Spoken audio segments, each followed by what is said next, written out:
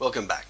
So far we've become familiar with the first three steps in the Power Progress Communication Formula, which are: the first step is to create that timeline staircase effect where we're describing progress that's been made in the past and giving an idea about the progress that's still to come in the future.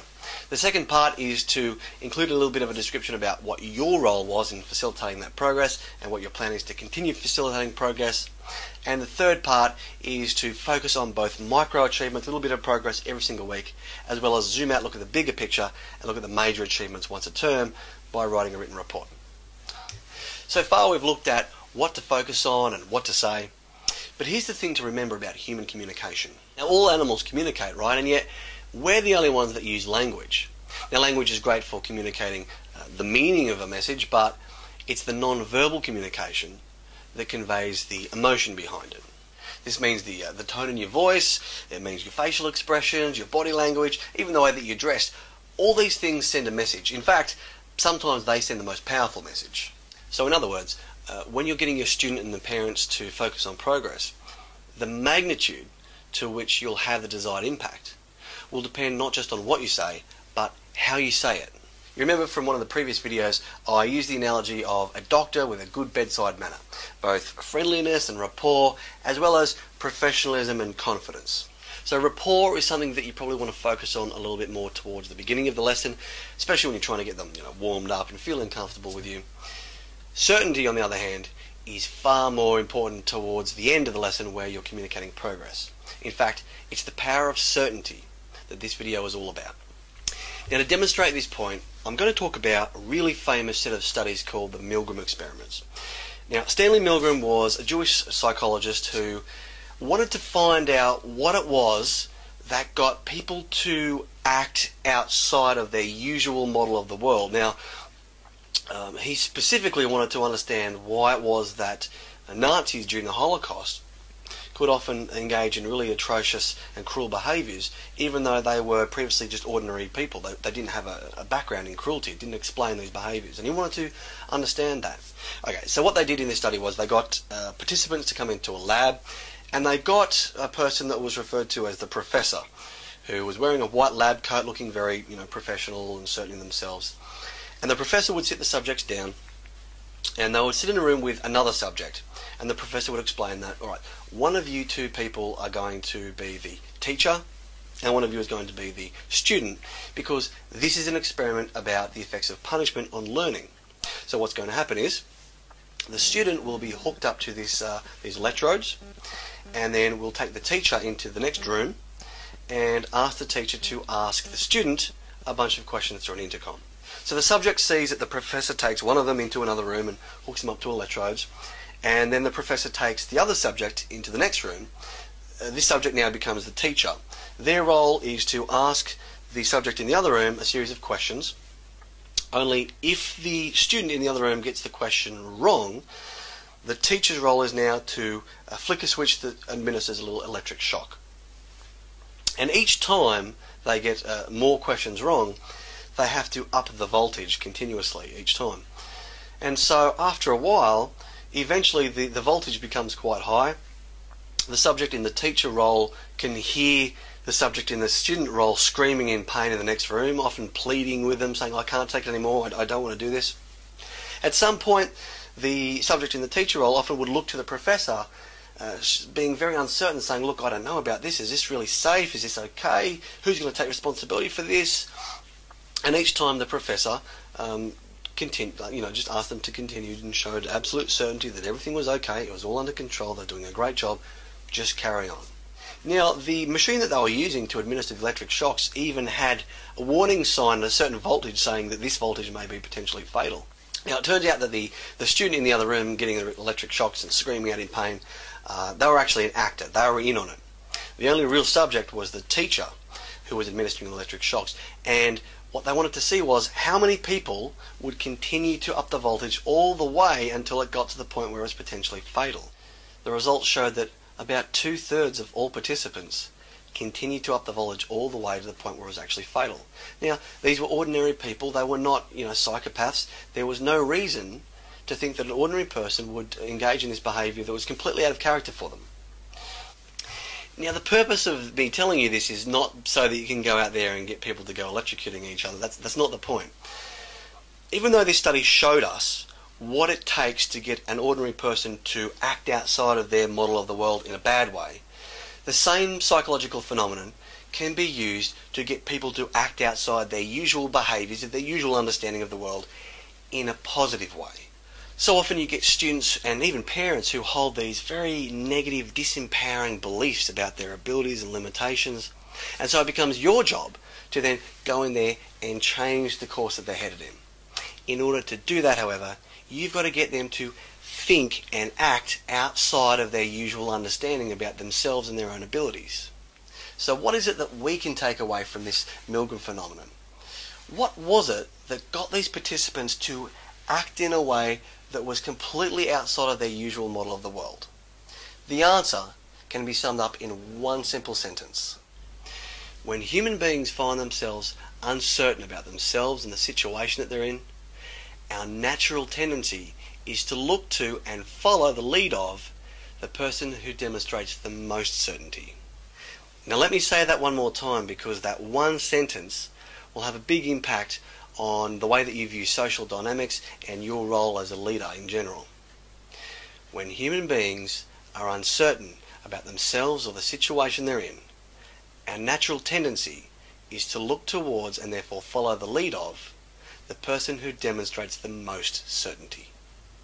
So in this case, the subjects were asked to complete a task that they were new to. They didn't understand what they were doing. They were asked to do something that they didn't really know for sure what the right thing to do was, so essentially they lacked confidence in their ability to handle the situation on their own. Meanwhile, there was somebody else there who was a person of credible authority, who told them with absolute certainty that they were doing a great job and that they could feel rest assured to continue on with confidence. So whilst Milgram obviously proved in this study that the power of certainty can often manipulate people into acting outside of their usual behaviours in a detrimental way, it also tells us that the power of certainty can also inspire people to act outside of their usual limitations and go above and beyond their expectations of what they held for themselves. Remember that confidence acts as the floodgate to learning. Wherever the learner has self-imposed restrictions and limitations about their abilities, then all the teaching in the world will be weighed down by their uncertainty. When the learner has confidence in their own abilities, however, then those floodgates are lifted and learning can occur full steam ahead, unrestrained, unrestricted and uninhibited. No matter where you go, no matter who you teach, every student will be held back to some extent by self-doubts and uncertainty. Now, as we learnt in the Rosenthal studies, a large part of a learner's beliefs and confidence in themselves come from their role models like parents and teachers. So if there is one thing that you can give to your student, in fact give to their parents so that then they can give to the student, if there's one thing that you can give them, it's certainty. Now in the previous 3 videos we looked at what to say to communicate progress, but how do we communicate with certainty? Well, if we use the Milgram studies as an example, everything about the professor's communication was just overflowing with the kind of certainty of an authority figure. Specifically, however, there were 4 key attributes that I'm about to go through, and as I do, you might gradually start to see how you can make use of these 4 attributes only in the context of a professional tutor. Well, for starters, introduction. He was introduced as a professor from a credible university, so he already had the expectation of credibility on his side. Then all he had to do was just live up to it. Likewise, we give you a good introduction when we create a profile for you that we share with the clients. Plus, just acting on behalf of top-of-the-class professional tuition in itself gives a certain expectation of credibility, so that all you need to do now is live up to that expectation. Now the second thing is appearance. Now he was wearing a white lab coat and carrying a clipboard inside of a lab. So in other words, he just looked like the kind of person who knew what he was doing in an environment where other people didn't. So, wear that uniform, that logo with a bit of pride. Carry your electronic and written resources so that it shows that you're prepared. Leave the business card so that you're just overflowing with professionalism. The third thing was language. In these studies, the professor used a lot of professional jargon. He sounded like he knew what he was talking about. So don't be afraid to use a little bit of professional jargon here and there. Don't come across as arrogant or anything. You don't want to confuse people, obviously, but talk about syllabus outcomes. Talk about constructivism and higher order thinking and learning styles. Use a little bit of lingo here and there that shows that you are educated about education. And the fourth and most important thing was his demeanour. Throughout the studies, the professor, who was an actor of course, was instructed to maintain a demeanour of absolute confidence. He showed no doubt, no uncertainty, no hesitation. He didn't have to try and convince the subjects that he knew what he was talking about by making arguments. Instead, he just maintained a demeanour of complete and utter certainty in what he was saying, in what he was doing, and what he was asking others to do. Now, since the initial study, the Milgram experiments have actually been repeated over and over again, and funnily enough, they found that the factor that most accurately predicts how many of the subjects comply with his instructions is his demeanour.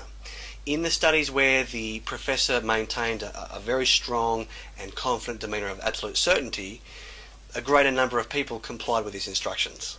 Now, I don't want you to think it was because the professor was some scary guy that everybody just followed because they were scared of him. No, it wasn't like that. If anything, what they were scared of was themselves in that situation. He simply gave them what they lacked, which was certainty in themselves. So hopefully by now those earlier videos about the importance of preparation and professionalism will start to take on a clearer context. See, a lot of tutors just see their role as being someone that goes in there and teaches a bunch of stuff. But as a tutor, you're more than just a teacher. You are a role model, but even more than that, you are an agent of change. You are going to encounter students who are struggling to overcome hurdles, who are struggling to see a brighter future for themselves too. They can't see that light at the end of the tunnel.